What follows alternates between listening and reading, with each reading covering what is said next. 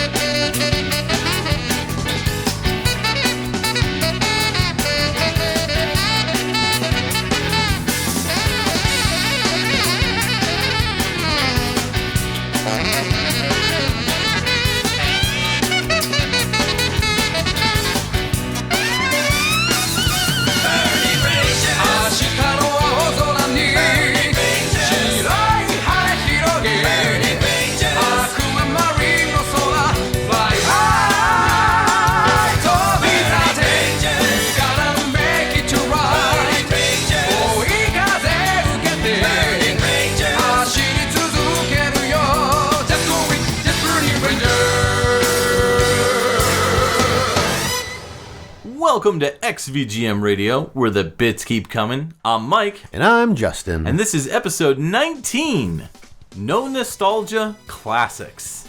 This is an episode entirely devoted to no nostalgia. Specifically, games that are considered classics that neither one of us has any real nostalgia for. Right. We have very little experience, but no nostalgia. Yeah, either haven't played them or didn't play them enough or didn't like them. Whatever the thing is, there's going to be a lot of stuff on here that we're probably going to get a lot of flack for. Yeah, most likely. We're going to get a lot of messages like, I can't believe you didn't play that game. Or I can't believe you didn't like that game. Yeah. But you tuned in, so stick it out. This is all your fault. So the track that we came in on today was our intro track, which was from Burning Rangers, which was released on the Sega Saturn in 1998. And the track was Burning Hearts, also known as Burning Angel, and that's the Japanese version of the track. And it's, I believe, composed and vocals are done by Takenobu Mitsuyoshi, who's just so awesome. So good. Famous for many awesome games with vocals. Yes, like, I know half, is it Daytona? Yeah. Yep, the Daytona series, yeah. I know half the people in the listening pod thing, whatever you're listening to this on, are probably like just grunting like, oh, we're starting off with Takenobu Mitsuyoshi. You either love him or you hate him. Well, first off, how dare, if you Right? don't like this, I'm sorry, you can't listen to our show anymore. 'Cause this was an awesome track. This is, so, just to say, this is the only game in our list that I had never heard of before, Okay. and now I want to play it. Okay, so let me reel you back. Before you go and run out and spend $600 on a complete inbox I'm not going copy. to spend that kind of money. I just want to play it. Okay. I got to figure out how to play it for free. So our buddy Eric could probably hook you up. But here's the thing. The soundtrack on the US version is slightly different. So this game did get released in the US, but unfortunately the vocals are not by Takenobu Mitsuyoshi. I believe they're by, I want to say the same guy who's in Jet Set Radio, but don't quote me on that one. Oh, okay, yeah. Yeah, either that or it is one of the singers from the Sonic series, like the Sonic Adventures, yeah. Yeah, basically like late 90s Sega utilized a lot of vocals in a lot of their music. A lot of like really high energy stuff. Yeah. Kind of a mix of this type of stuff. Like this fits right in line with one of my favorite games on the Dreamcast, Space Channel 5. Oh, yes. But regarding Burning Rangers itself, it came slightly before all of that. So this is kind of like the precursor to like the super late 90s Dreamcast era where Sega was just like, hey, let's put Red Book Audio and live voices and vocals in every single game, pretty much. So in this game, you are a firefighter, basically. You're for this, like, it's kind of like a cybernetic, futuristic firefighter team of people called the Burning Rangers, basically. So you take control of one of the two, like, beginner ranger characters, and you're going through the game, basically going through corridors, trying to figure out where to go. Everything is like corridor based, so you go into a room, and then there's like every other like area that you could go to. I haven't played this one for very long, so I didn't play it when it came out. I remember hearing about it when it came out, but I was like, my first Sega system was a Dreamcast, so obviously anything on the Saturn, I was like, whatever. Yeah. But the game has 4 stages that it takes place in, which is an underwater habitat, a space station, a power plant, and another spaceship, but it's going to be in like there's no gravity, so that's kind of cool. So you fight like I guess upside down. So that is that. So you're putting out fires. The only thing I'll say about the Japanese version, like if you were like, oh, I'll just get the Japanese version because it has Takenobu Mitsuyoshi. Right. The problem is that in the game, the game is playable in the sense that you can physically move and you can press all the buttons, and from what I understand, that's not going to be the issue. The issue is that you have somebody in your ear telling you where to go. Oh. And they're telling you in Japanese. Yeah. So there's no way for you, unless you know Japanese. I don't. Right. So there's no way for you to figure it out. Yeah. My advice would be listen to the Japanese soundtrack, play the US game. So it's a shame they don't give you the option for like the Japanese soundtrack in the English game. I mean, at the time, 1998, I guess it's probably they probably didn't think there was as much of a market for it. So, but it's funny now that you've explained the game. I still would like to play it, but my initial, just based on the sound of that song and the name of the game, I thought this was gonna be like a Sentai game, like Burning Rangers, like Power Rangers. They took a lot of inspiration regarding that. Yeah. And then that track made me think of like, I mean, for one, Daytona a little bit, but I didn't think it was a racing game. I was thinking more of like a shmup or something. Okay. But it's still that's still a really interesting concept. So Takenobu Mitsuyoshi actually only did the vocals on this one. The other composers. There was Naofumi Hataya, Fumie Kumatani, and Masaru Setsumaru. Naofumi Hataya started work with Super Monaco GP in 1990. Later on did Sonic CD. He did the ending theme. Outrunners in 1994 was the sound composer. We mentioned Space Channel 5. They did the music. I know Mexican Flyer was a big inspiration to that soundtrack. Pretty much that song made up a huge part of Space Channel 5, but he is also credited as doing music for that. So that really like jazzy kind of feel that you get from this like funk jazz kind of vibe is totally right up Space Channel 5's alley. Feel the Magic XYXX in 2004, which was a DS game. Also worked on Yuji Naka's Let's Tap in 2008, which is a Wii exclusive. I believe actually it might have gotten an iPhone port fairly recently. Let's jump ahead. His latest game was Shin Megami Tensei Liberation DX2 in 2018, where he was a sound designer. One other game that I can mention is Sonic Lost World, both the 3DS and Wii U versions, which came out in 2013. And one more that I want to mention is Rhythm Thief and the Emperor's Treasure in 2012. I have that. Yep, and again, like a funk, jazz, kind of vibe for that soundtrack. He was the sound director, composer, and sound effect guy. Wow. So, I need to go back and actually finish that. Fumie Kumatani worked on Nights into Dreams as their first game in 1996. They composed and did arrangement for it. Then also did music composition on Sonic Adventure just 2 years later in 98. And Sonic Adventure 2 Battle in 2001. That also means Sonic Adventure 2, which came out on the Dreamcast. Yeah. Jumping ahead, they did Phantasy Star Universe Ambition of the Illuminous in 2007. They did composition on that. Their last game was Sonic Colors in 2010, which means that they worked with Dimps, most likely the developer, to make that game. And then we have Masaru Setsumaru, who started out doing a song in Sonic Eraser in 1991. They were part of a lot of the Sonic games, actually, whether they're part of the Sega Sound team or they were doing composing Sonic Hedgehog 2, Sonic 3D Blast, Sonic Jam, Sonic Knuckles Collection. I'm not going to name every single Sonic game because it looks like they were on most of them. But outside of that, Cyber Troopers Virtual On, they did sound data and Convert Engineer. So it looks like they did some of the sound conversion. They did music in Shadow Squadron. They did Sama de Amigo in 2000. They were a sound creator on that. Phantasy Star Universe in 2006. Sonic Unleashed in 2008. Valkyria Chronicles in 2008. They were a sound director on Mario and Sonic at the London 2012 Olympic Games. They were a sound editor on, and as well the 2013 release of the Winter Olympic Games. And their most recent entry, they did cutscene sound effect production in Yakuza 0 in 2015. Ah, yes. So all these guys pretty much stuck with Sega for the most part. Yeah. All right. So now we're going to move into my first track, which, I have no excuse that I haven't played this one. Oh, no, don't. We're going to be saying this in front of every single one of these. But this one hurts a little bit, especially since I have it complete in box on my shelf. Oh, my God. Yeah. This is Secret of Mana, the Super NES release. This came out in 1993. And this track is The Little Sprite, and it's by Hiroki Kukuda.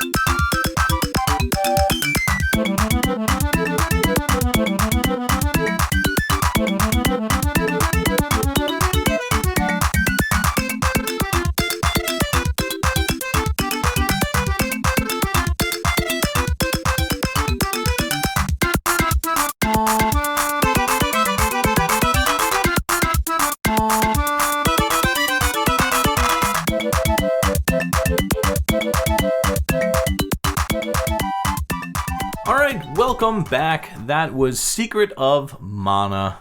It came out on the Super NES in 1993. That track was The Little Sprite, and it's by Hiroki Kikuta. Have you played this one?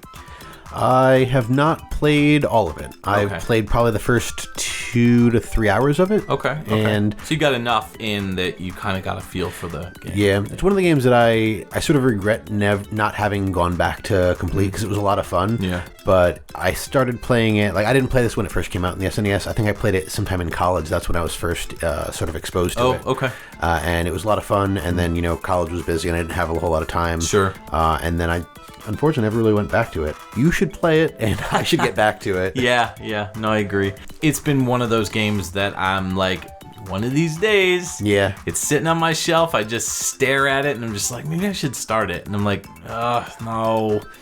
Yes. I'm not going to ask how much you invested in getting this thing complete in box, but you should probably spend the time for the money. I spent maybe $40 on the game at the time, that's not bad. Which isn't bad. And then the box and manual I actually got, and the map, I think I got the whole thing for like maybe $20, 25. So I pieced it together for about $65. That's not bad at all. Not actually. bad. Well, this was years ago. Keep in mind. Yeah. No, I like this track. I got a real like Jethro Tull vibe from it. Yep, especially with those flutes. Yeah. It's a very bouncy kind of track as well. It's very lighthearted, very flowy, very airy. Yeah. It's good stuff. This track has a lot of the stuff that I actually like to hear out of the SNES sound chip. Not that I don't like a lot of the music. Like I grew up on the SNES as opposed to the Genesis. It's got a very clean sound, not a rough, dirty sound like a lot of the Genesis tracks. Exactly. Yeah. But this one, this one was particularly clean, and I agree with you. I like the flute in it. It's very like kind of wispy and dancey. So a few things about Secret of Mana. First off, I don't know much about the story, I'll be honest. I know that you can play as, I think it's up to 3 different characters, I want to say. There's a girl named Prim. Mm-hmm. There's a boy named Randy. Dirty Randy. Dirty Randy? No. And then they meet a smaller child who goes by the name of Popoi. I don't know if these are the Japanese names or what. That's what I'm getting from online. So essentially you're controlling Randy, Prim, and Popoi. Actually, apparently the game can be played by up to 3 players, which is pretty cool. So if you have the multi-tap for the Super NES, you can play. That's interesting. Yeah. Are you sure that's not something that they added in the PlayStation 4 version? No. Huh. No, it's made possible by the Super multi-tap accessory for the Super NES. NES. I did not know. That's really cool. Yeah, pretty neat. But yeah, this is a Square Enix, or Square Soft, actually. Sorry. This is pre-Square Enix, pre-merger.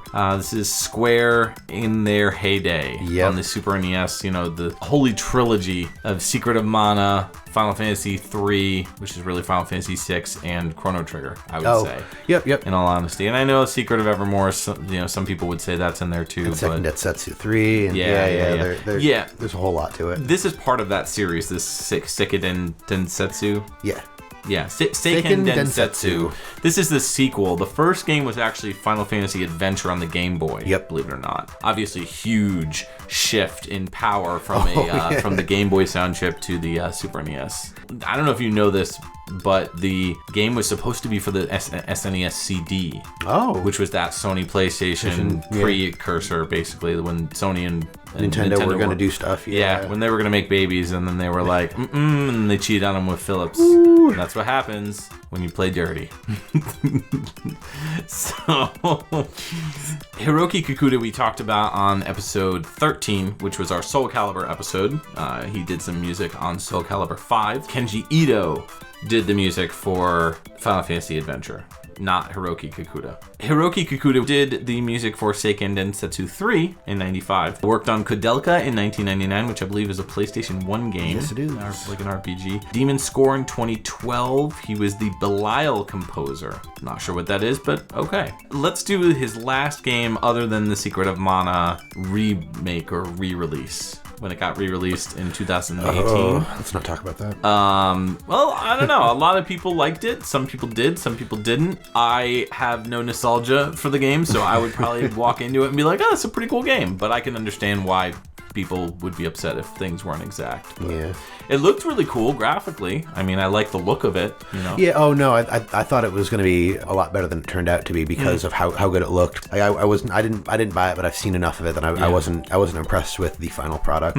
What I would actually be interested in, and unfortunately it looks like it's not available stateside, is there is a Secret of Mana collection for the Switch, but it's only available in Japan. So I think it's 1, 2, and 3. I'm trying to figure out if it's 4 as well, because 4 came out on the PS2. Okay, so you can actually technically, because the Switch is region free. It's just if there's no English language, that's the problem. It's all in Japanese. Right. So his final game, other than the Secret of Mana re-release, was Pankapu in 2016. He's credited as the Eternal Orbis Chronicles theme, which is what he did on that. Nice. So that is my experience with Secret of Mana. I like this track, I do, and I've heard some of the other music, and a lot of it is very lighthearted like this. Yes. There are some tracks that are very like heavy-handed. You know, it's very similar to Chrono Trigger in the sense that it has its ups and downs, it has its more tender moments, it has its more serious moments. It's kind of all over the place. It's what a good action RPG or RPG in general should be. So. Yeah, I was also actually just going to compare it to Chrono Trigger in the sense that it's very lighthearted in the music for the most part because it's about like the main characters are children. Yeah, they're kids, and then the more heavy-handed stuff is when the doom and gloom happens. Because if you haven't played the game, like it starts off. Now somebody's going to yell at me because I'm probably wrong about which game this is, but I believe you are in this village, and you leave the village and find this sword, and then it turns out this sword, like everybody thinks that the sword that you take is causing all these problems, so they sort of like get mad at you and stuff. Wow, I think that's exactly how Wild Arms starts off. Very similar. Yeah. Because you have the gun, and then you use the gun to save a kid. And then they're like, "Oh no, did they call them guns?" Arms. No, wasn't that a Breath of Fire? That might just be a really common trope. I'm just thinking. I'm trying to remember which. I think it was Wild Arms, but anyways, let's move on to your RPG. Yes, you're gonna see a lot of RPGs on this list. Oh yeah, that's fair. Yeah. So the next game we are going to hear from is a game called Phantasy Star 2. It was on the Genesis back in 1990. The track is called Exciting Town, and it was by Tokuhiko Uwabo.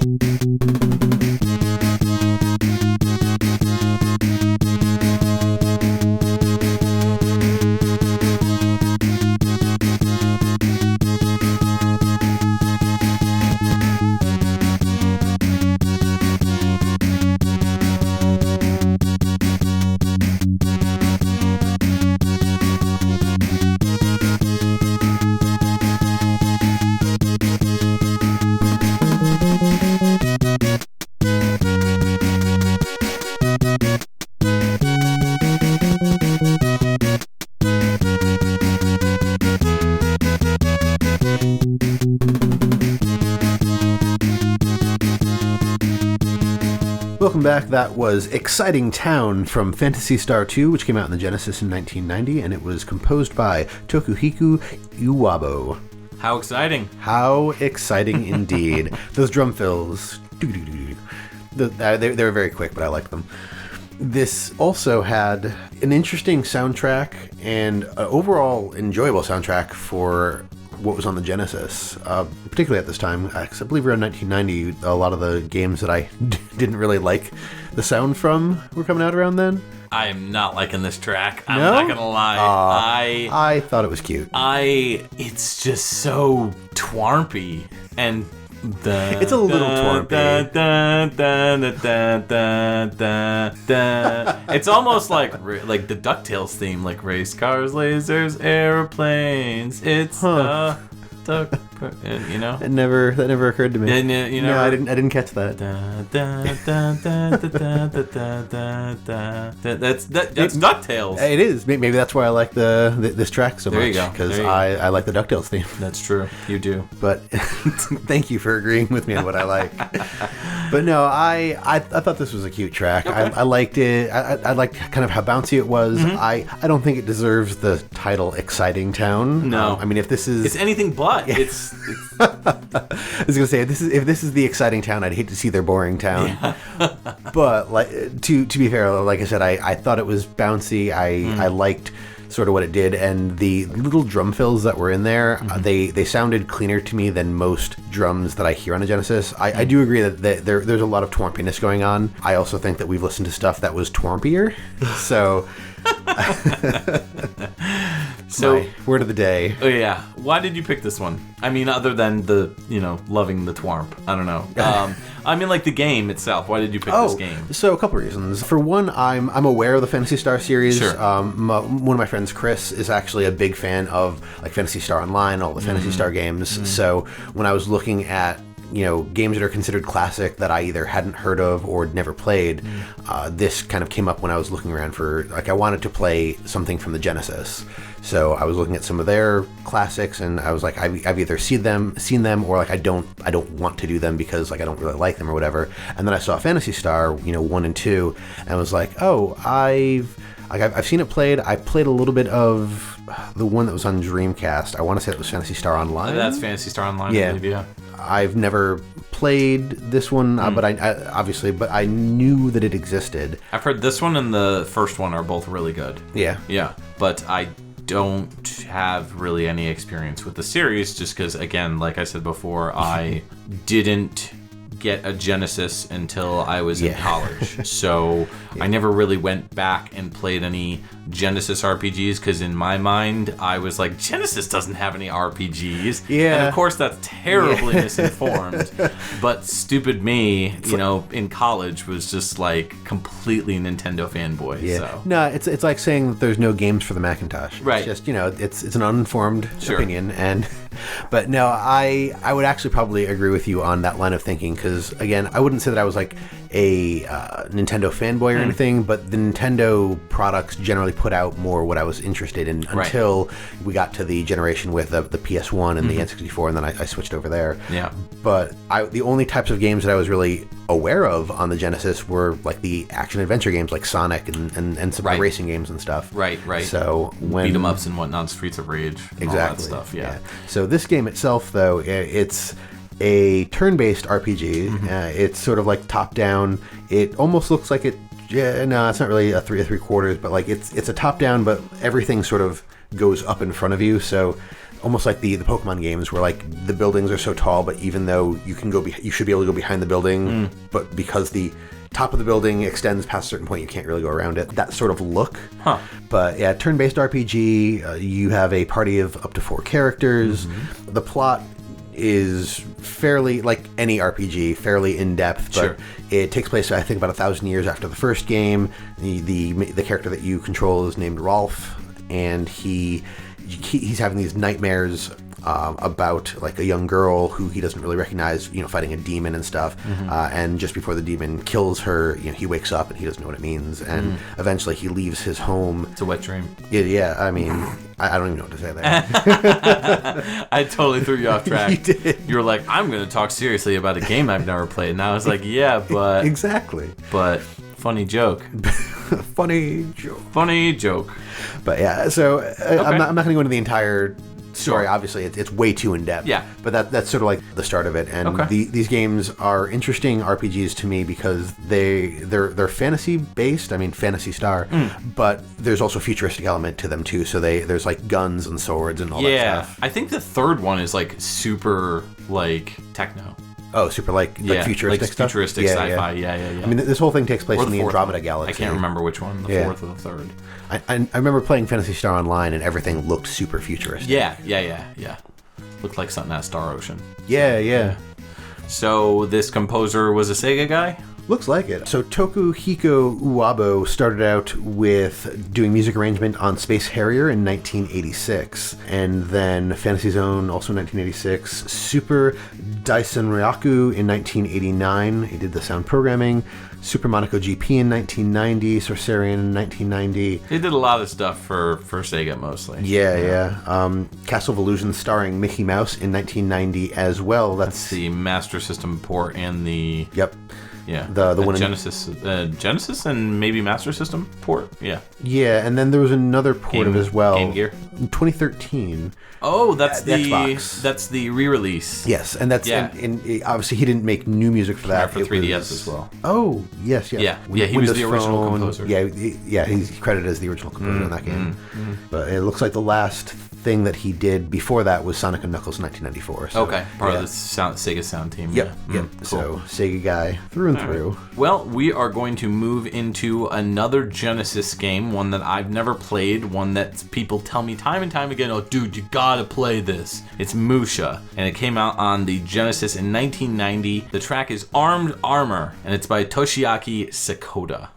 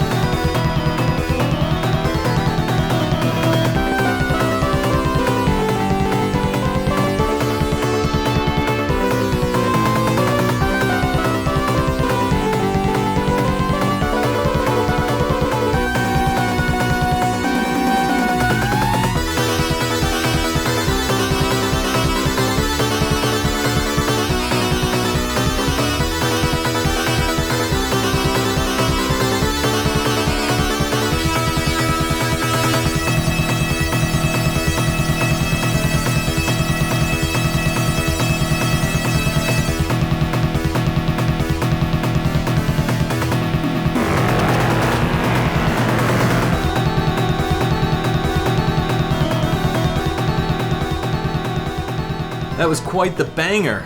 Yeah. That was Musha on the Sega Genesis in 1990, and that track was Armed Armor, and it's by Toshiaki Sakota. Musha is part of the Aleste series. I think that's how you pronounce it.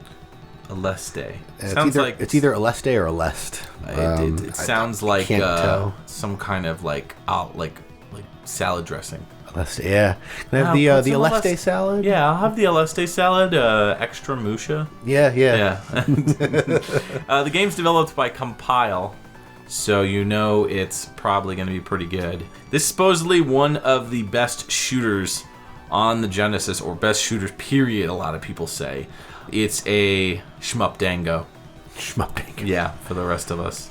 And, it's more known, I think, nowadays for being so stupidly expensive. It's like a $200 cart. Yeah. Though it did get a re-release on the Virtual Console, which doesn't matter because it's not a thing anymore. Thanks, Nintendo. So, Musha is known for its really killer soundtrack. It's supposedly the game was going to be called Aleste 2. You can collect these power chips, and they have like drones, kind of similar to like Gradius. Options. Yeah, options or drones or whatever you want to call them.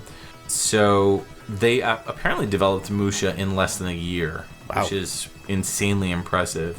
Graphics are great. I mean, big, huge, like giant bosses.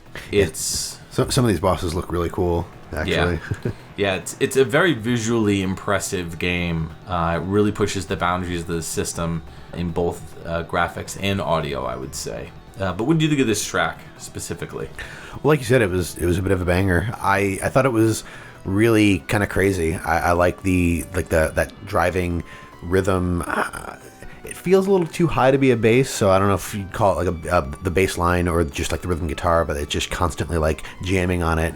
But the track, or rather the game soundtrack, is considered quote-unquote Edo metal. Edo metal. Fair. Which is what the composer Toshiaki Sakota said. That's really cool. I think my favorite part of it was the little arpeggios that were going on in the background in like the back half of those loops. The but the arpeggiated stuff like the do do do do do do do do. That was. Wow, I didn't even hear that. No. Oh, it was really cool. Like, I was too busy bumping to that bass. Yes.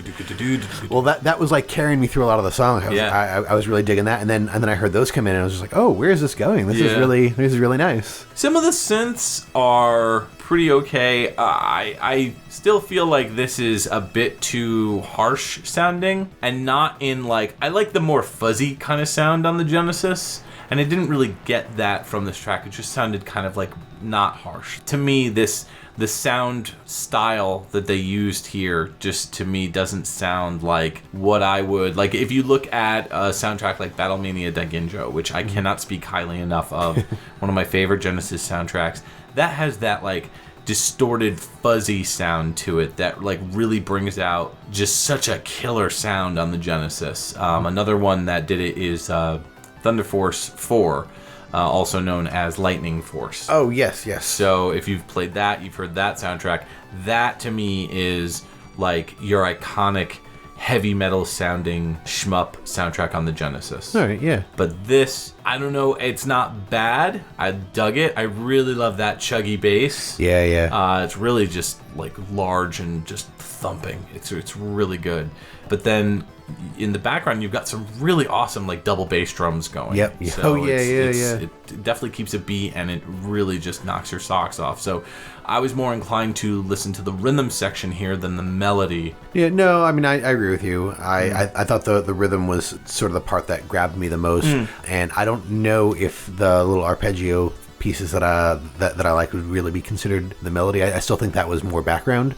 So I'm in the same position as you. I don't even think I could recognize the actual melody of the song, but it was really cool. And I mean, to be fair, this is another good Genesis track that is not Twarmpy. True. Yeah, no, it definitely wasn't. I would say that I never had any nostalgia for this game because, again, I didn't own a Genesis, so I'm kind of repeating myself, I know, but I didn't own a Genesis until college, and when I got into college, I never even heard of this game. Yeah. So it wasn't until like years and years and years later when I was collecting like seriously for the Genesis. I wasn't just like, I'll buy Castlevania. I'll buy, like whatever was super popular. So when I started really diving deep into the library of the Sega Genesis, probably around like, 2009, 2010, that was when I found out about Musha, and the price at that time was still pretty insanely high. And it's only gone up from there. So I really should have bought this one on the Virtual Console when I had the chance, but I opted for Soldier Blade as my final purchase on the Virtual Console, on the original Virtual Console. Yeah. I don't know what my last one was. So Toshiaki Sakota, his first game was Alien Crush in 1988, where he did music. That was for the Sega exclusive game. I believe that also came out on arcade as well, but it's, produced by Sega. Also worked on Aleste Gaiden in 1989. Worked on Xevious Far Drought Saga in 1990. And Puyo Puyo in 1991. He did sound on. Cyber Knight 1990. Did the music on. Also did Devil's Crush in 1990, which was a pinball game. I believe that also came out for the Genesis. We're going to jump way ahead. Evolution Worlds in 2002, which I believe came out on the GameCube. He was a sound director on that. He was credited for Hudson Selection Volume 2 in 2003. That was under the Star Soldier selection, where he did arrangement and sound effects. His final game was Utaware Rumono in 2006, where he was just credited simply as sound. And that's all I got. All right. And that's good timing, because it looks like we are getting a call on the caller hotline here. So may as well go ahead and take the call. Yeah. Hey, caller, you're on the air. Who's this, and what can we do for you? Hello. I just wanted to call in and request a song from Earthbound. I heard you were doing a nostalgia episode. No, this is actually a no nostalgia classics episode. We're talking about games that we'd never played that were considered classics. How's about this? Play it anyway. Okay, that was a little rude, but to be fair, I've never played Earthbound. Have you ever played Earthbound? Define played. All right, so neither of us have really played Earthbound. So I guess this technically counts. Let's do Earthbound. Came out in the SNES in 1995. The track we'll play is Battle Against Belch. And the composers on this one are Keiichi Suzuki and Hirokazu Tanaka.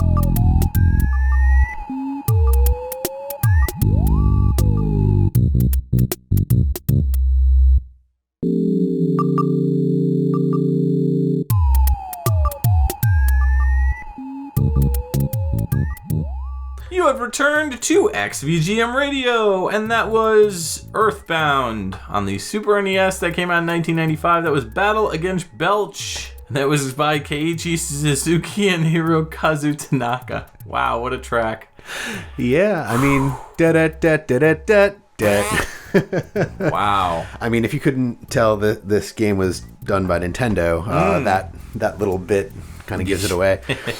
But yeah, so as I said, I've never actually played this game. One of my friends will probably tell you that I'm lying and that I have played it, but I don't remember playing it. So as far as I'm concerned, I've never actually played more than like an hour or so of this game. I got it for free as part of the last Nintendo rewards thing on my Wii U. So there were a bunch of games that you could download for free if you were a Club Nintendo member, if you had a certain amount of points or whatever.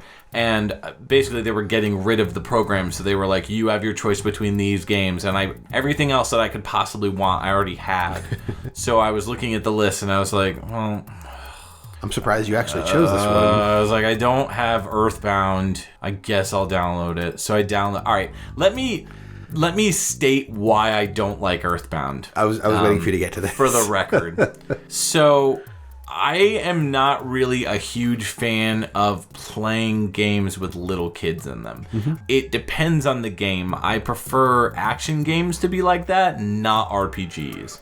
For RPGs, I prefer to play as like, an older, like adult or, a late teen, like that, like young adult, that sort of thing. So when you get a game like Earthbound where you're playing as only kids and it's just, I don't know, I didn't like the art style. I didn't like the marketing campaign that went along it. Oh my God, where, the American marketing campaign was ridiculous. That's the only nostalgic thing that I have when it comes to Earthbound, because I remember that issue of Nintendo Power and you would open it up and it'd be like this lunch lady holding this giant meatloaf. And Nintendo did this weird, like, and I know Angry Video Game Nerd talked about this on his show. Oh, yeah. Nintendo did like this weird marketing and advertising where they would be like, hey, this is gross, you'll like it. You know what I mean? Like the mid-90s to the late, probably like the mid-90s, 95, 96, like 94, like that whole era where they were like, let's try to outgrow Sega. You know what I mean? Like, yeah, I didn't understand this marketing campaign. Like, I remember and enjoyed their Play It Loud campaign. They had like scratch and sniff stuff. Do you remember that? Yeah. And you would scratch it and it would smell horrible. And I'm like, why? Yeah. I don't want vomit or booger. Yeah, like those Birdie Bot's awful beans. Yeah, just terrible stuff. So I just could not get into this game. So I did try to give it a fair shake. And I downloaded Earthbound, and I started it up, and one mistake I made is that I played it really late at night. So I started it up, and it's just dialogue, and dialogue, and dialogue, and dialogue, and dialogue, and I'm just like, oh. I just want to play the game. I just want to, and that's the thing. That's why I like games like Final Fantasy VII, because it's like you get into the action right away, pretty much, Most of the RPGs that I really enjoy, you start off like within 5 minutes you're playing. You know what I mean? So when you get a game where it's like, okay, I've got to go here and then I got to do this and I got to do that, and like there's a whole setup to enjoying the game, it can really cause a damper. That's why I prefer action RPGs, because you generally don't get that with a lot of action RPGs. That's fair. That's fair. But anyways, so Earthbound, I don't know. Some of the music here is hit or miss. This is a miss for me. Yeah. I like this a lot better than some of the other tracks. Okay. A lot of Earthbound's music is sort of like atmospheric or just really weird. Some of it, I don't know if I would really compare it to, like we talked about free jazz a while back. I don't know if I would really compare it to that, because there's structure to it, but it's just, a lot of it is either like really minimalist. It's just very avant-garde. Yeah, that's the word, avant-garde. It's very avant-garde. It's very strange and different. And trust me, I'm all about strange and different, but I just... with these tracks on Earthbound, it's 50-50. I'm either going to absolutely love it, and then we'll play a track like this. I'm like, this is not good. Yeah. So I also don't understand why this game is so expensive, too, because it sold pretty well. Yeah. Back in the day. It's not, or at least it shouldn't be, a particularly rare game. Right. But the reason that it's so expensive is because people go nuts over it. I know. The fan base is like savage. They love, which I'm saying savage in a good way, in the sense that they love Earthbound. They are passionate about the series, and they want to see Mother 3 released eventually, hopefully in the States, or, they could just go play translate a ROM of it. But, the fan base is definitely heated, and they want more and more of this Mother series. So, because it's called Mother in Japan. Right, and Earthbound is Mother 2. Right, yeah. This track, I don't know when it plays. I assume it's probably a battle. During a battle against a guy named Belch, I would imagine. Yeah. I think the title gives it away. Yeah, a little bit. I mean, I liked the sort of like Mario Nintendo nod with the almost do. It's almost Mario Paint-ish. Oh, in a yeah, lot I of can ways. see that. I could see somebody like Hip Tanaka composing a track like this. It's very laid back. It almost has like a calypso reggae kind of vibe with that bass line, that do. And then there's the like that more high pitched instrument that almost to me sounds like the Mario 3 flying sound. Like it's just a very, very high trill. Yeah. So Keiichi Suzuki pretty much just worked on Mother games. Mother 1 and 2, Earthbound Beginnings, which Earthbound Beginnings is Mother 1. So, yeah. Yep. And Hirokazu Tanaka has a few more things. It's all right. You didn't notice when you brought us back. I sat here like this, and then I was just like, no. I can't believe. I was like, it sounds like a track that Hip Tanaka would do. And Hirokazu Tanaka did it. Tanaka's name, his nickname is Hip Tanaka. Yeah. I just realized how stupid of me. Wow. No, it's... That's totally fine.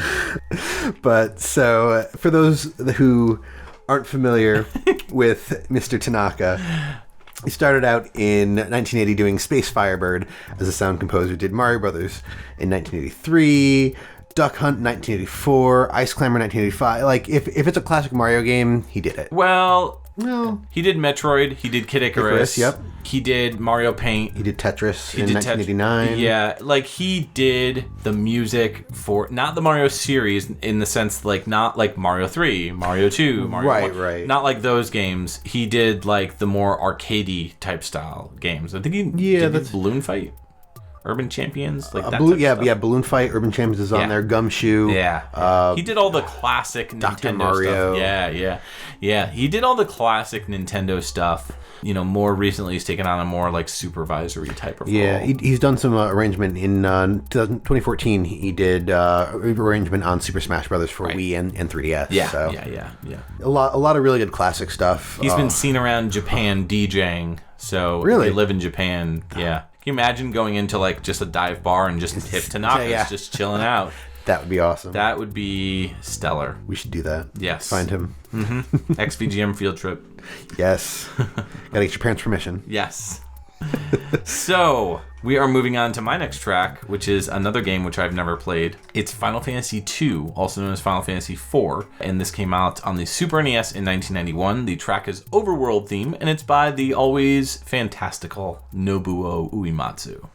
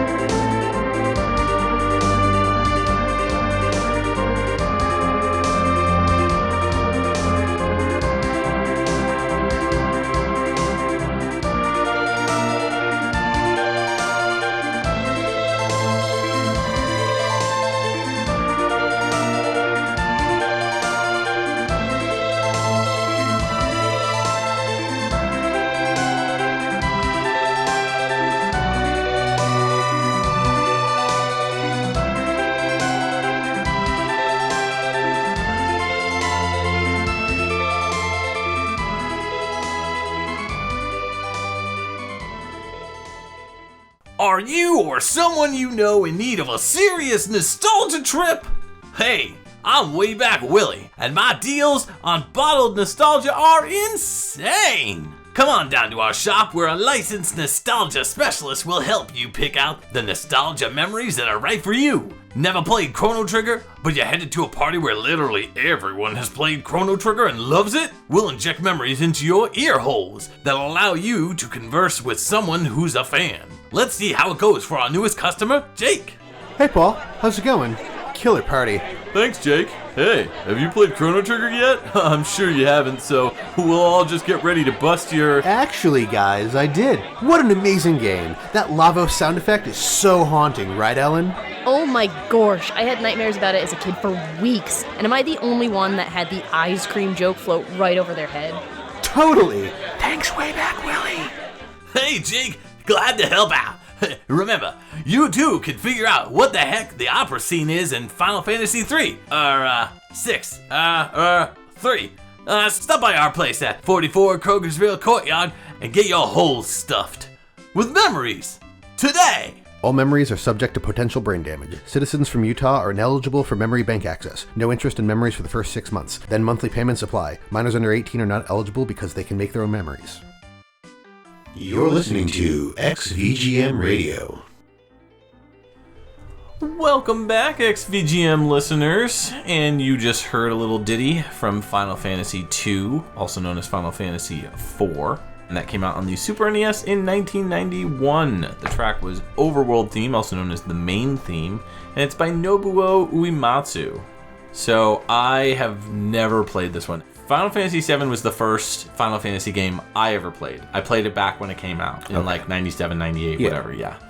Then I played Final Fantasy VIII. After that, I was like, let me explore some of the older games.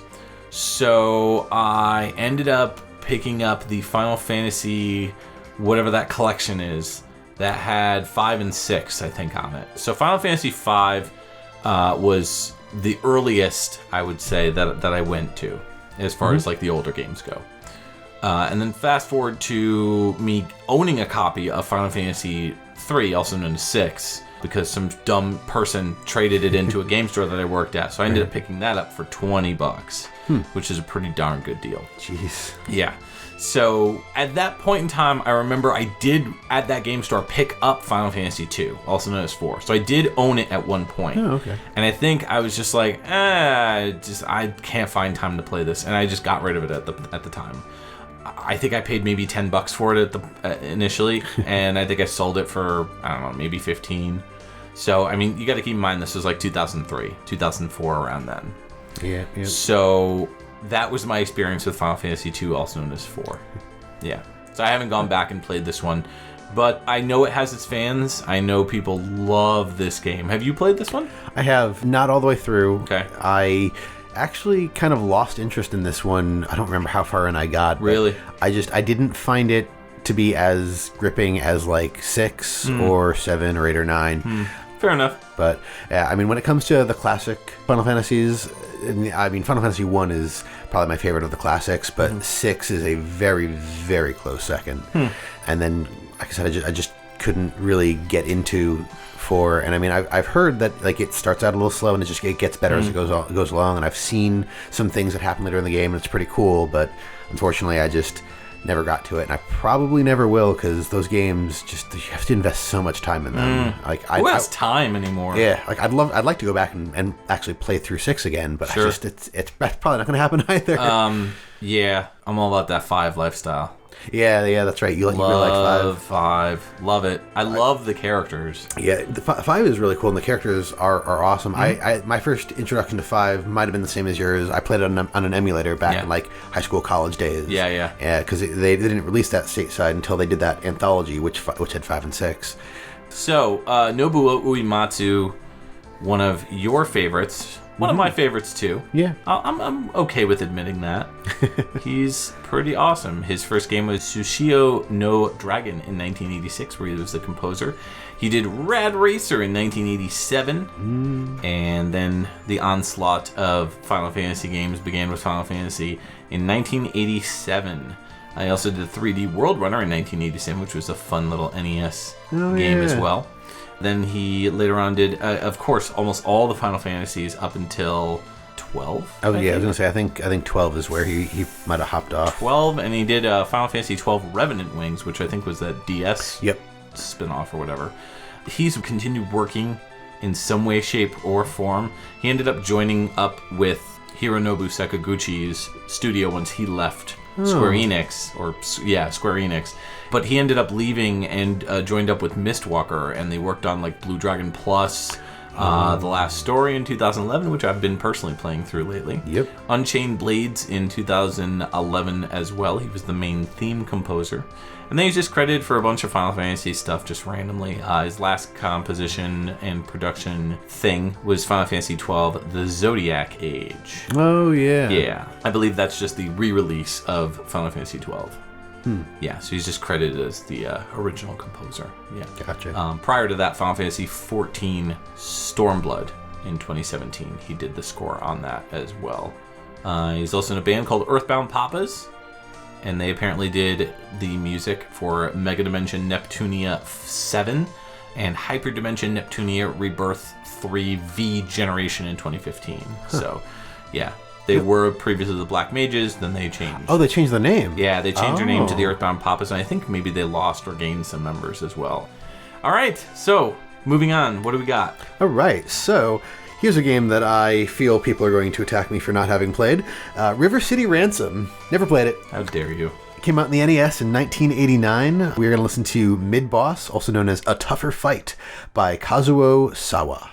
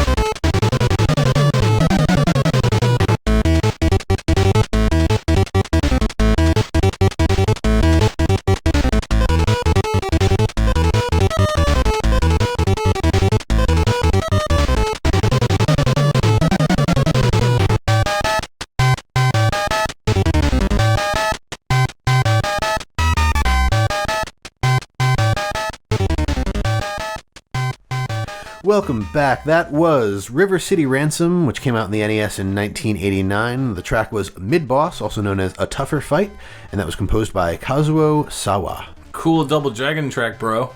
No. I mean, probably, but so to be fair, I was super tempted to pick the opening track of Double Dragon. Yeah. That's in this game. Oh, really? Because I mean, so I said I have no nostalgia for this because I've never played it. Sure.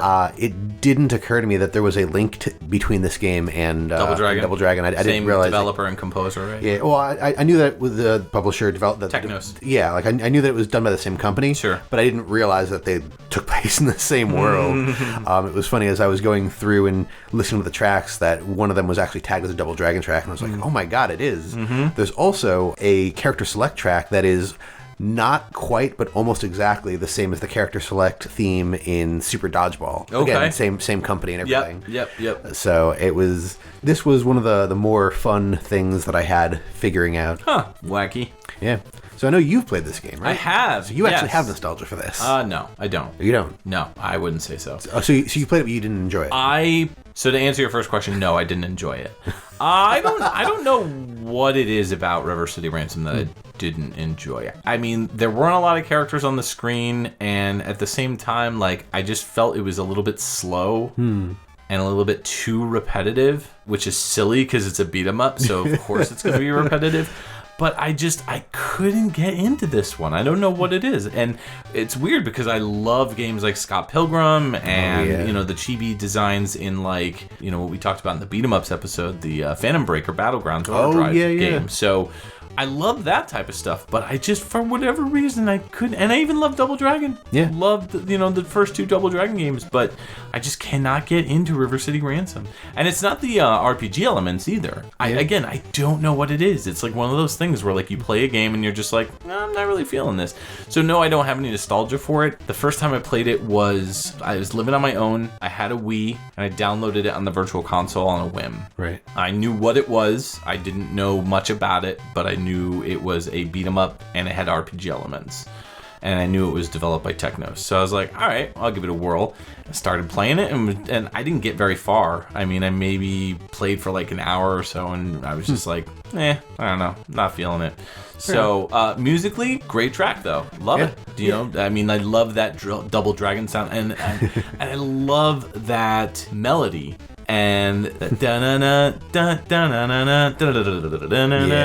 then they kind of like kick it up, like where there's like an echoing octave difference.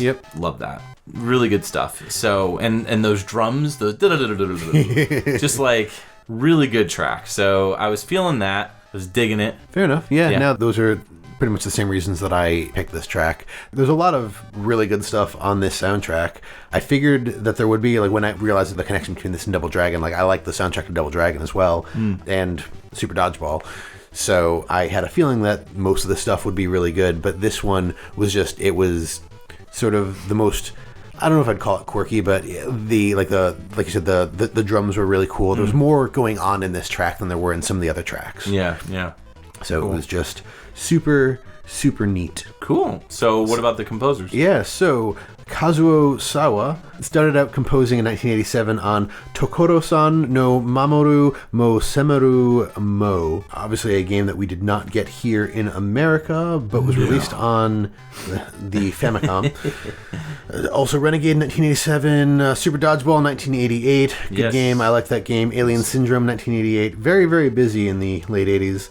Ultima 5, Warriors of Destiny in 1990, Astyanax in 1989. Astyanax. I knew I was going to say it wrong. They did the sound driver. They were uncredited, but the sound composer on that one was Toshihiko Tasaki. Did sound composition on Double Dragon 2 in 1991.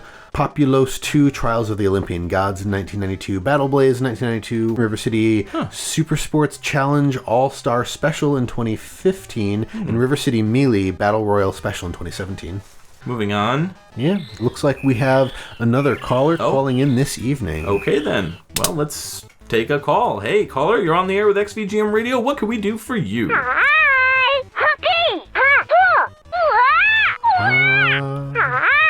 Oh boy, somebody let their little kid call the station.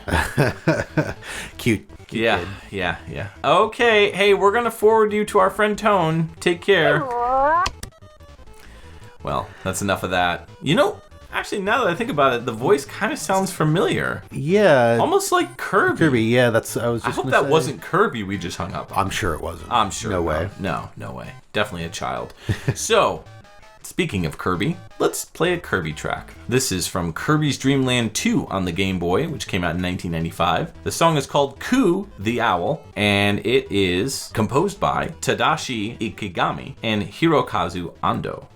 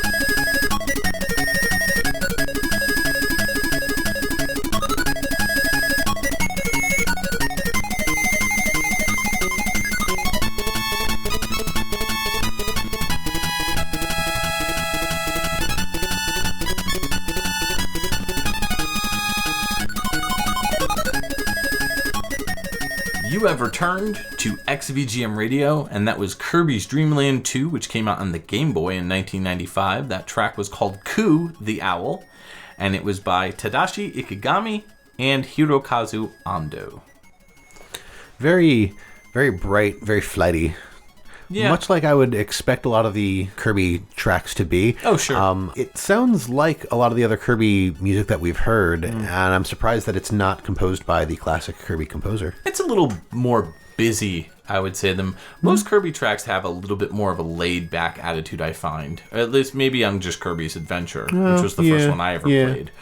But I've never played this one. I did play Kirby's Dream Land probably within the past, 6 or 7 years on the 3DS. You're talking about the first one? Yeah, it was a virtual console download. So I never owned... The first Kirby game I ever owned, I think, was Adventure on the NES. And that was I don't even know. I think that was college, honestly. I think that it was right around that time when I was buying up all old retro NES games or whatever, which was 2001, 2002, 2003, that whole era. Yeah. So I never really played it when it came out. I have no nostalgia for Kirby, but I enjoyed the game for Kirby's Adventure. I remember playing a ROM of it actually all the time in my resource center library in high school. I was able to fit a emulator, which was Nesticle. Yes. And one ROM on a floppy disk. Yes. And so I would cycle through Mega Man 3, Kirby's Adventure, Metroid, all that stuff. I would play the game. I would bring my own Sidewinder, Microsoft Sidewinder controller. I plug it into the old computers and play. So that was kind of my jam. That was what I used to do back in, when I was just trying to kill time in school. But I think the first Kirby game I got on the Game Boy was Kirby. It was the remake of Kirby's Adventure that they did on the Game Boy Advance, which is really fun. Oh, yeah. Yeah, it's really, really good. And then I played Kirby 64. So I played a ton of Kirby games. Kirby 64 I bought when it came out. But Kirby's Dream Land and Kirby's Dream Land 2 and even Kirby's Dream Land 3, which I believe came out on the Super NES. I never played any of those when they came out, or the only one I've played is the first one, because you don't get to steal powers in Kirby's Dream Land in the original. You can eat guys and you spit them back out, but you don't press down to take their powers. So Kirby's Dream Land 2, you're able to do a lot more stuff. I mean, you could do the running, the jumping, the swimming, and all that type of stuff, flying, inhaling stuff, but then you can also get these costumes where you can be these little animals and stuff, and I think that's where Ku the Owl comes in. I believe you get to play as 3 different allies. One is Rick the hamster, and he runs fast and stuff like that. Ku the Owl, who will let you fly, and then it's either Kin or Kine, the ocean's sunfish, and they kind of it's a reverse Kirbyism. You're inside the fish, not the other way around. You don't eat the fish and then gain their power. It's more you become the fish. The fish swallows you, basically. So yeah, it's kind of weird. But that's the game. So there's a little bit more to it than there is in Kirby, in the first Kirby. Yeah. So yeah, and I believe that you can eat enemies and then steal their powers, but it's a lot more limited than what you can do. And don't quote me on that because I've never played this game. So it's the whole point of this episode. I like that I can say that because I really don't know, because I haven't played it. But it is one of those games where people will be like, oh, if you didn't like Kirby's Dream Land, you'll love Kirby's Dream Land 2. And I'm like, all right, well, I'll hold you to that. I'll take it under advisement. Yeah. So one of these days I'll sit down and play Kirby's Dream Land 2. I don't own it. I need to pick it up still. But since I did not like Kirby's Dream Land, the first one, I thought it was way too simple and very repetitive. Where you just okay, I just sucked up an enemy. All right, now I'm going to spit him back out. Okay, is there anything else to do? No? Okay, see you later. So that's kind of how I felt about the first one. But, I heard good things about this one, so we'll see. Neat. So the composers, Tadashi Ikegami, pretty much stayed with Nintendo, starting with 1994's Wario's Woods on the NES, I believe. Then did Kirby's Dream Land 2 in 95. Nightmare in Dreamland, that's the one that I wanted to mention. Yes. That's the one that came out on the Game Boy Advance in that's the 2002. remake. Yes, yeah. Kirby's Air Ride, which was the racing game. Kirby's Canvas Curse, which is a phenomenal Kirby. Yeah, that one's really cool. Really fun. Squeeze Squad in 2006 and Epic Yarn in 2010, which was also really good. Yeah. We have that. And then Hirokazu Ando also again worked as a HAL Laboratories employee, starting with Arcana in 1992, Kirby's Adventure in 93, Kirby's Dream Course in 94. Again, going forward a little bit, worked on Super Smash Bros., the original one, and also Super Smash Bros. Melee. Mostly done Kirby games with Jun Ishikawa, who's pretty much the main Kirby composer. Right. That's who I was referencing earlier. Yep. So that's Kirby's Dream Land 2, a fun little track. I actually really love the craziness of this track. It seems a lot more busy, especially with those. Yeah, I was gonna say it seems a little hectic. Yeah, and that's my bread and butter, so I'm okay with that. So, but let's move on to something a little bit more chill. What do you got for us? All right, so this track is called World 4-3, also known as Boss Turtle Machine, and is from a game on the PS1 called Jumping Flash. It came out in 1995, and it was composed by Takeo Miratsu.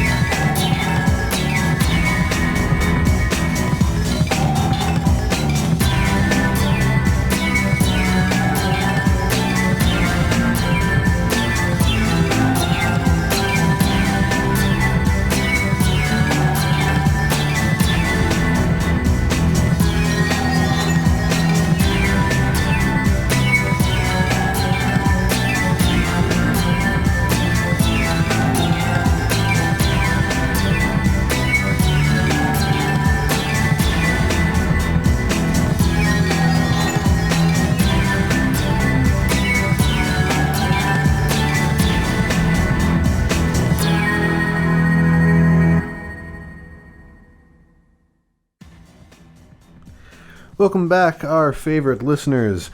This was Jumping Flash, which came out on the PS1 in 1995. The track was World 4-3, also known as Boss Turtle Machine, and it was composed by Takeo Miratsu. I never played this one when it came out, but I did play it fairly recently, probably within the past 5 years. I was just going to say, same. And that's mostly due to our mutual friend Eric. who raves about these two jumping flash games, and I think he says the second one is better. Yes. Yeah. I do recall. I think I only own the first one. It's fun. It's really cool. It's kind of like...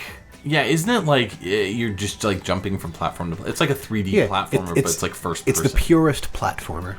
The purest. You're jumping from platform to platform. Right. You're like a robotic rabbit, I think called Robbit or Robit. I'm not sure of the pronunciation. I'm assuming Robbit because it's Robbit. Okay. And it's like a first person perspective thing where you got to like jump from platform to platform, and you can do like a single, double, or triple jump in the air. But that's about all I know of it. I've played it for a very brief amount of time. Like I don't actually even remember much about it. I'm looking at screenshots from the game. Like I recall, I remember seeing that. But for the most part, it was just our friend Eric, showing it off to me like, oh, this is really cool. It's, one of the earlier PS1 games. Yep, definitely one of those games where I'm like, oh, I bought this because Eric said it was good. And then I play it and I'm like, oh, it is good. Yeah. And then I'm like, all right, I'm going to play something else. So it's like one of those games where I really need to sit down and actually play through it. But it's a fun game. It's really good. And the music's great, too. There's tons of variety in this soundtrack. Yeah, no, it was actually kind of hard to pick a track from this because there were the music.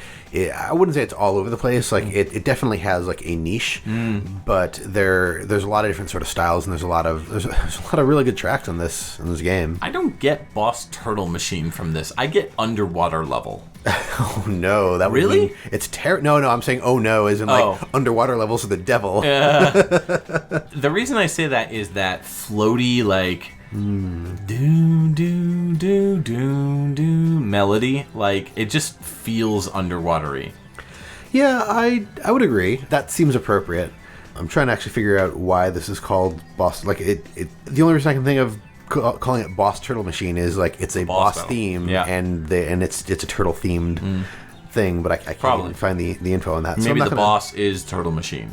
Maybe. Probably. Well, every world has like boss something machine. Okay. So that there I think there's like 4 or 5 different boss tracks. Okay. And this one was kind of the coolest that I listened to. Like I picked this one because it's kind of laid back and just kind of chill. Yeah, definitely. No, I'm feeling you on this track. It's cool. It's laid back, but at the same time, it's got an energy to it, and it's very energetic. Yeah. So it doesn't leave you too sleepy. It makes you want to continue playing. Yes, which is important in video games. Definitely. Yeah. So how about this composer? So Takeo Miratsu started out doing music and arrangement on a game called Homa Hunter Lime Special Collection Volume 1 in 1994. Okay. Also, Volume 2 in 1995. Did both Jumping Flash games, one in 1995, 2 in 1996. Legend of Dragoon in 1999. Ah, yes. The Sony RPG. Yeah, that was a really cool game. And then went on to do Covert Ops, Nuclear Dawn in 2000, and then composed a bunch of Beatmania Jumped tracks. over to, I think that would be Konami, right? Yep. Yeah. So Beatmania IIDX 10th Style, 12 Happy Sky, and 11 IIDX Red in 2005, 2006, and 2006. Very cool. Yeah. All right. So we're going to move over to a system that I think most people don't have any nostalgia for, and that would be the TurboGrafx 16, because this game is New Adventure Island. This came out on the TurboGrafx 16 in 1992. The track is called Icy Forest Stage 3-3, and it's by Keiji Sakata. So let's...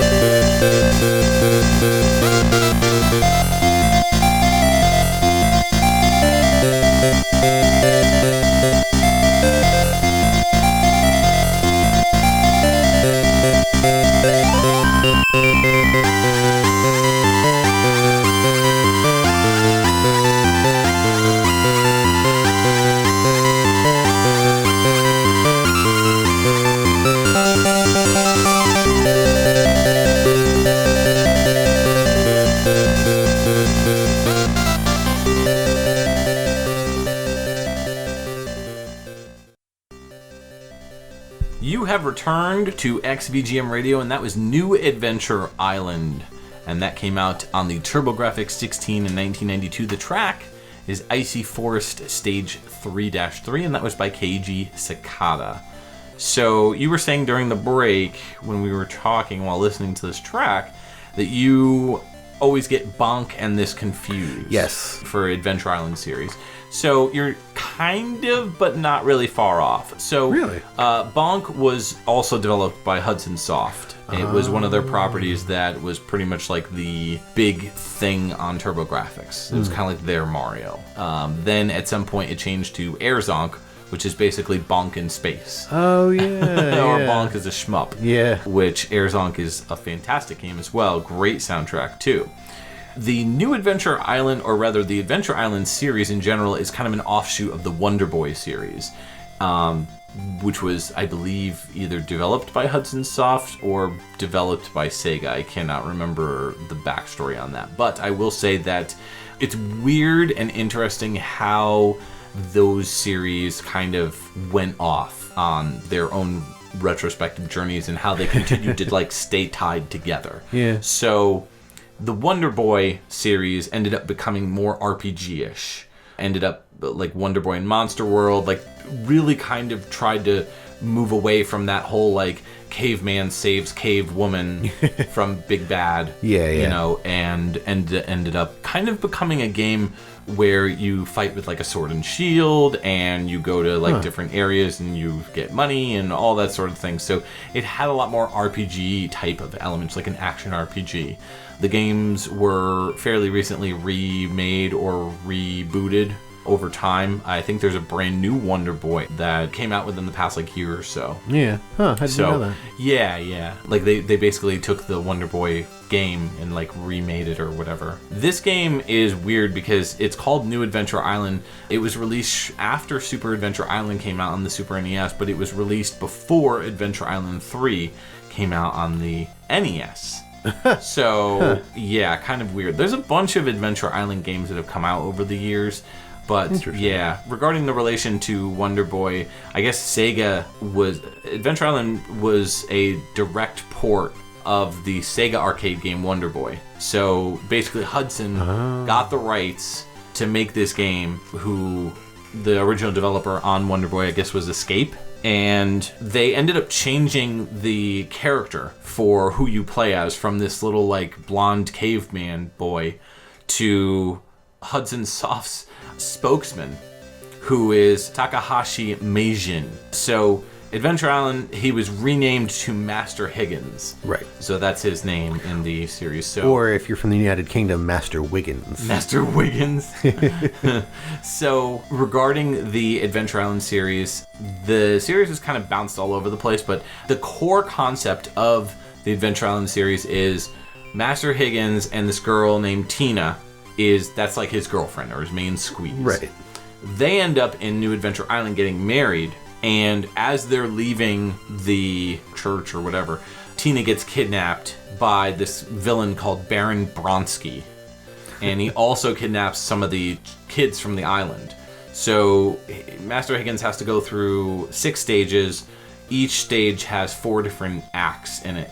I've always wanted to check this game out, but the price point on it, especially for a complete in-box copy, is insane. I mean, you're talking like minimum $200. So, yeah. I mean, well, isn't that also the case for a lot of TurboGrafx 16 stuff? TurboGrafx 16 is a tough system to collect for. I've had the system for probably about 3 years now, and I own a total of, I think, maybe 4 games for it. Wow. 3 or 4 games for it.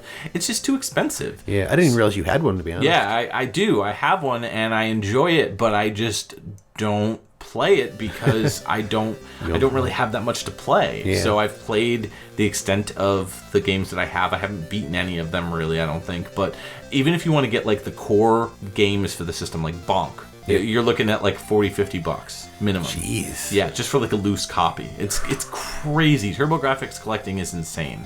So don't get into TurboGrafx unless you're going to get an EverDrive. Or that. Yeah. But I really like the Adventure Island games, and I love the feel and vibe of this track.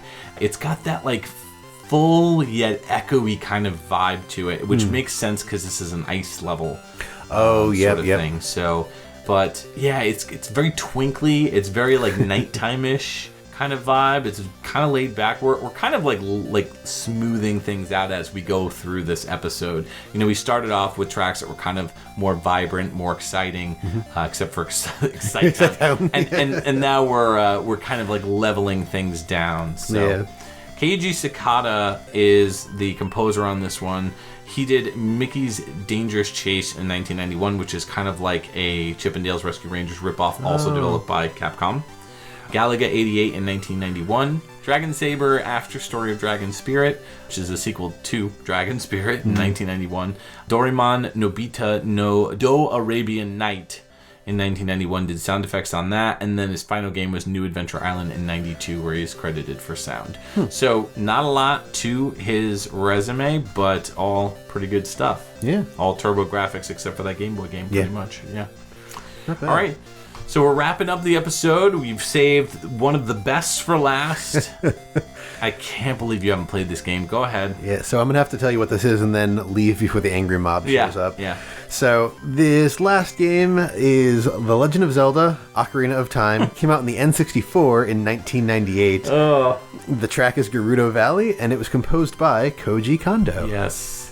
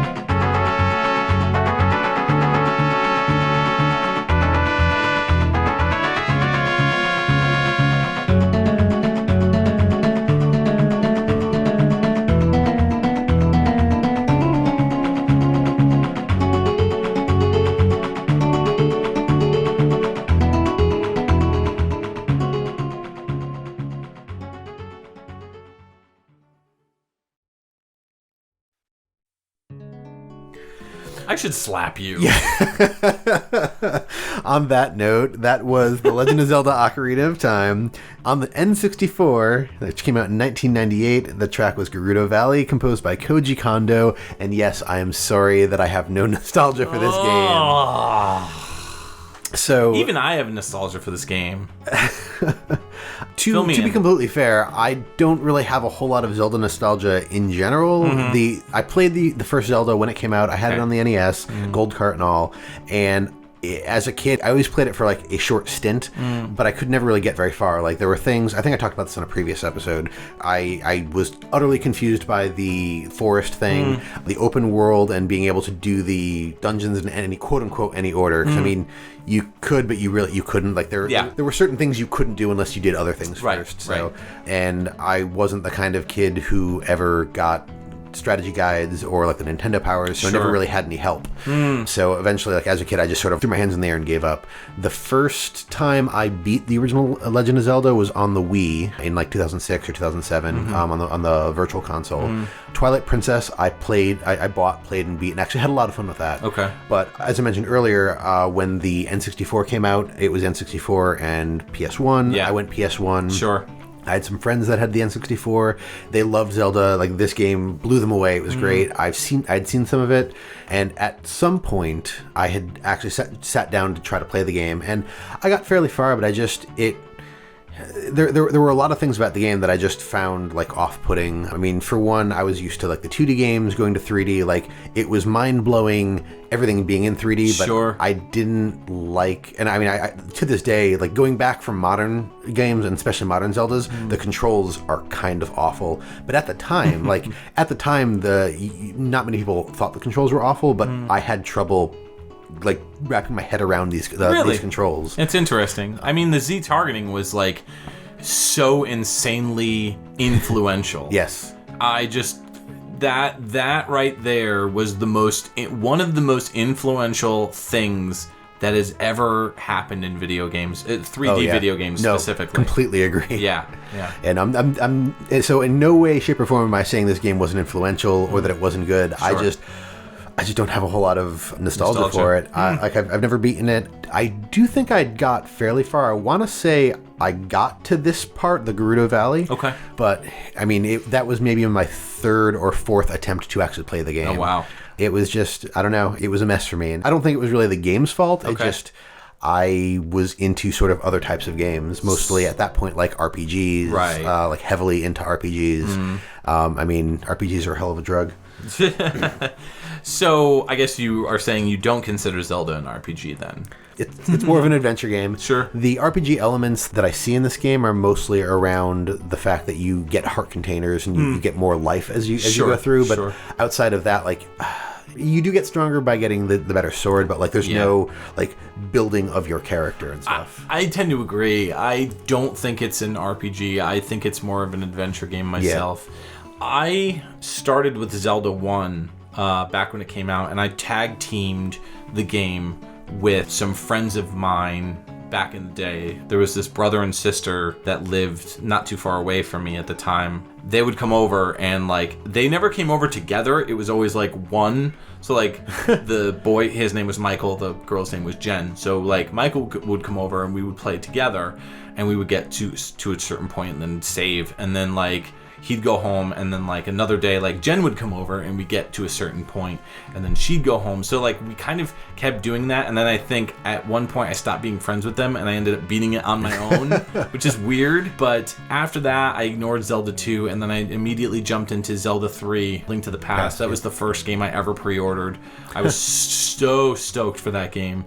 Regarding the 64 and Ocarina of Time, this is the game that sold the 64 for me. Oh yeah. So I remember the year it came out. This is a pretty nostalgic title for me because it was one of the last Zelda games that I really hunkered down and beat. So I bought the strategy guide. Like I got that, I think, with a Nintendo Power subscription or something like that.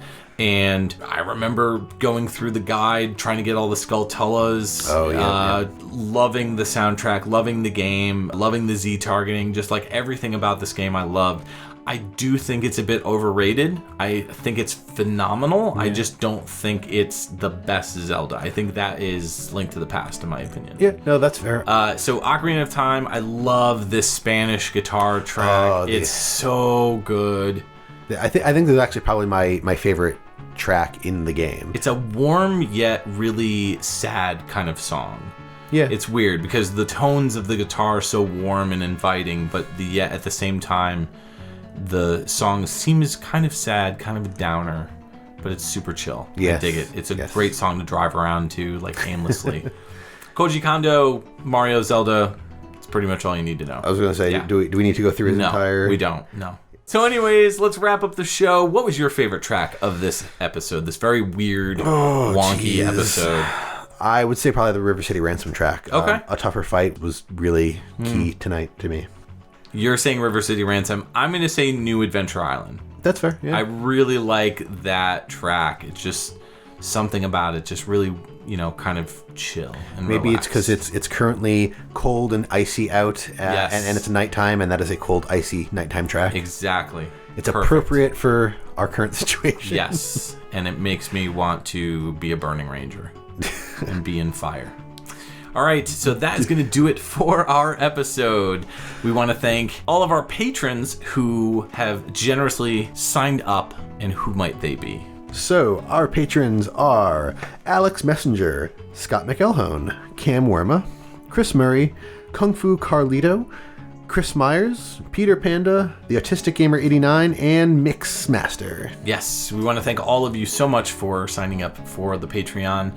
You can sign up for it at patreon.com/XVGM Radio. We have live shows every month. So we recently did our February live show. Yeah. It was a Valentine's Day special for all of you lovers out there. If you missed it live, you can actually... Can you download it? Yeah. Okay. You can listen to it. I believe you might be able to download it as well through the Patreon, and you can listen to January's episode because we started in January. Yep. And you'll be able to listen to every other episode that we release every single month. Yep. So and definitely check that out. Yep. And the lowest tier gets you that. You can check us out at xvgmradio.com. That's the best place to get all of our episodes. You can also check us out at iTunes, Stitcher. We are on pretty much all the podcatchers. So you can also check us out on our social media, such as Facebook. We are on facebook.com/groups/XVGM Radio. We have a large group of people that are fans of either video games or video game music. We post lots of different stuff very frequently. It's a really big group of awesome people. Yes, so lots of video game music discussion. Yes, definitely. So jump on in there. You'd also check us out on our Instagram and also our Twitter accounts, which are at XVGM Radio. Yep. And if you'd like to email us directly, you can email us at xvgmradio@gmail.com. Yeah, let us know what you thought of the show, and that is it. So what do we got coming up next episode? So next episode, it is our 20th episode. Yes. And in celebration of getting to episode 20, we are going to do some free picks. Yeah, free picks. That's where we go nuts and we pick whatever we want, and you listen in. Because you have to. Because you have to. You chose this life. Yeah. You made this bed. This is your dishwashing liquid. Oh my God. You soak in it. This is Mike. And Justin. Signing off from XVGM Radio.